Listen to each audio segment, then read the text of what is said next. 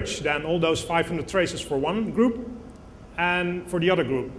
So then roughly we kind of improve the signal quality. And the only difference in those two from a statistical point of view is actually the influence of that one bit. Or at least from a statistical point of view, it's very likely that that is the only cause. So the next thing is that what we do is simply subtract these. And then we look at the result. And what you see is here that you see some spikes where the difference between the two traces is larger than normal.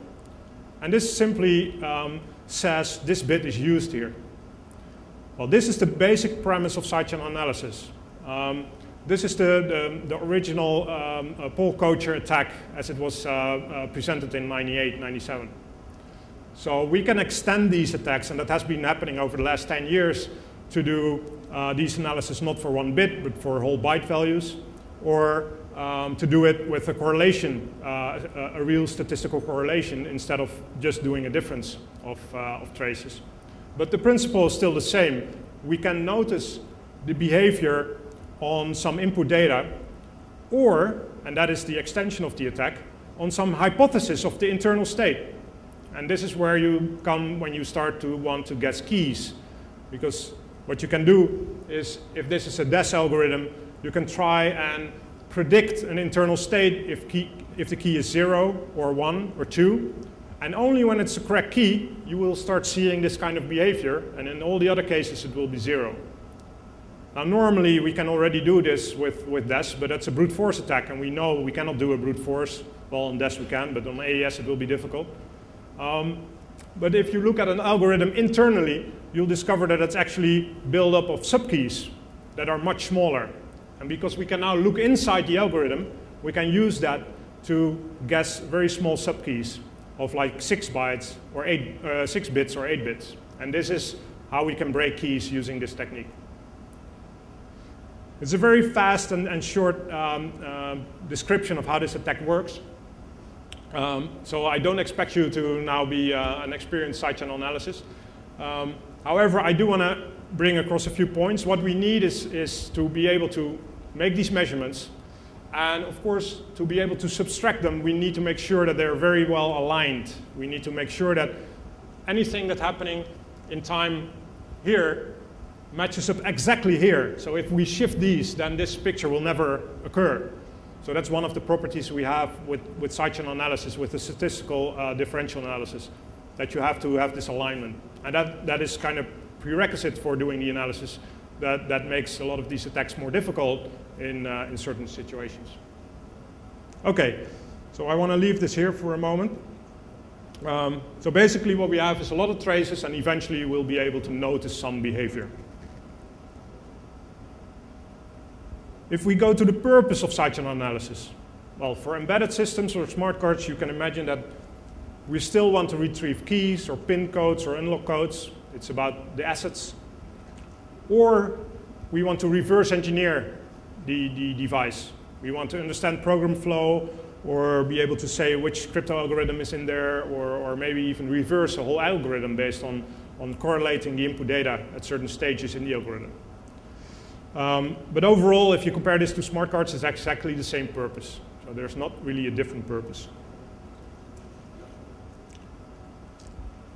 But you have to think about, when does it become interesting to do sidechannel analysis? So if I have a device, can I just start doing sidechannel analysis? Well, actually, for a lot of products, it doesn't make that much sense, because there are other ways to get to the information, or you just don't get these things. Namely, you need to have physical access, or at least be in the vicinity of the target. You need to have a certain access time to a device. If you want to do it on a mobile device, you really need to be probably in there or very close to it. You need to be able to interface with it. So if you want to do the differential attack, you actually need the input data or the output data of a crypto operation to be able to do something with it. So that doesn't apply for all the cases. And in the end, you also need equipment to do the exploitation. And actually, that may be of a little bit higher value than a standard PC that you use for pen testing. So that you also need to factor into these attacks. And of course, it only applies when it's interesting enough to get it using this kind of attack path. I mean, if there are ways to kind of get to the internals through a serial port or just desolder a chip, then there's no point in trying to set up a side channel analysis. So only when the security of the device becomes such that these other attacks become more difficult, then it becomes an alternative. Okay, so how do you do this? How do you actually measure this, and how do you set this up? So here's kind of a schematic of how a typical side channel setup looks like. Basically, you start off with a workstation that kind of is the control center. It needs to supply your target with the data it needs to operate on, or it should be able to sniff the data coming from the real protocol going in. But it needs to get the data into the target. And in this case, the picture still shows kind of a smart card setup, but you could put an embedded system in there. And then every time you do a operation, like I'm encrypting something or decrypting something, you make sure you have a trigger signal that kind of makes sure that the oscilloscope takes a snapshot of the behavior just around that time that the operation is happening. And this can actually be quite tricky. So if you have got a hardware crypto engine that does it in a few hundred nanoseconds, you have to be pretty fast and accurate to capture the right moment in time. And then, of course, you need to get all your data back into your workstation where you can align and couple the data that you used for the measurement itself, and then finally do all the processing steps that you need to do to get these results. So what are prerequisites? Well, first of all, of course, you need access to the side channel. And electromagnetic, for instance, is a bit easier because it's like a field around the device. But power, it may be quite some work, especially for an embedded device. A smart card is pretty simple because it has these contacts and it needs to be fed there. But for an embedded device, it may be a different case.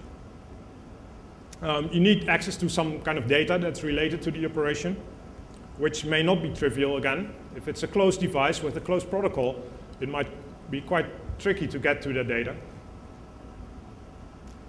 And then you need to minimize the noise in the side channel.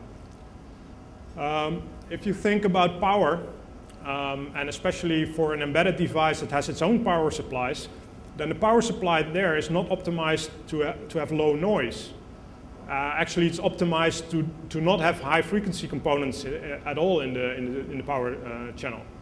So you need to do something to make sure that the information that you want to find in the power channel is still there, and that noise is canceled out. And that may mean that you need to optimize the power supply for that.